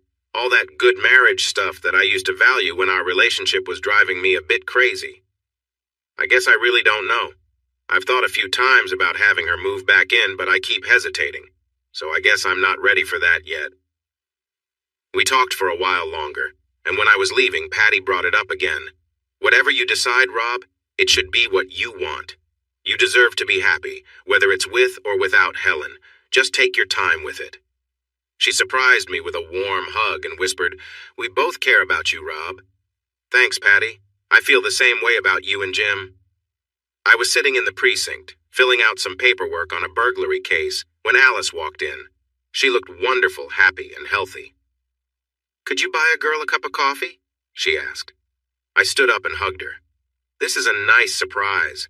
I'll do better than that. I'm off to lunch in 5 minutes, and if you're nice to me, I might buy you a sandwich. We had Greek salads and coffee at Angelo's. I was trying to watch my weight since my uniform was feeling a little tight lately, and I listened as Alice shared how she was doing.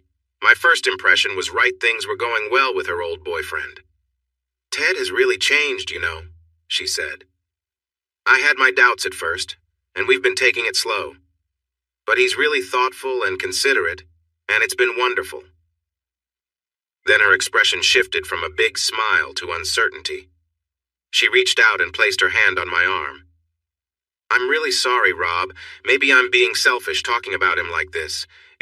No, Alice, it's fine. I smiled at her. Really, I'm happy for you. You didn't know if it would work out, but you needed to find out, and it is working out. That's great. She looked relieved. I'm glad you feel that way, Rob. You've always been so good to me. Can we still be friends? Of course, I said, wondering what that would really mean. Well then, she smiled again. Can I share a little secret? We're engaged. I congratulated her and asked, How did he ask you? I was genuinely happy for her, even if I wasn't super interested in every detail. But I listened attentively and responded with excitement at the right moments. After we said goodbye with another hug and more congratulations, I went back into Angelo's and treated myself to more coffee and a piece of cherry pie. How did I feel about Alice's news? Surprisingly, I wasn't very upset. We had a good time together, but we never really fell in love, at least not like young people often do. I think we could have ended up together, maybe even married or living together, and it could have been nice. But then, I realized I hadn't really missed her much, not after the first couple of weeks. I thought about her sometimes and remembered the fun we had. I also missed being close with someone until I started seeing Helen again. But I didn't truly miss Alice, and it was silly to make this seem bigger than it really was. So I finished my pie and went back to my work. I can't say it was a bad day. It was just like closing a door, finishing a chapter. Hey everyone! Thanks for watching. Don't forget to subscribe and turn on notifications so you won't miss any of the exciting stories we have coming up. What do you think about the characters in this story? Let us know in the comments. We'd love to hear from you.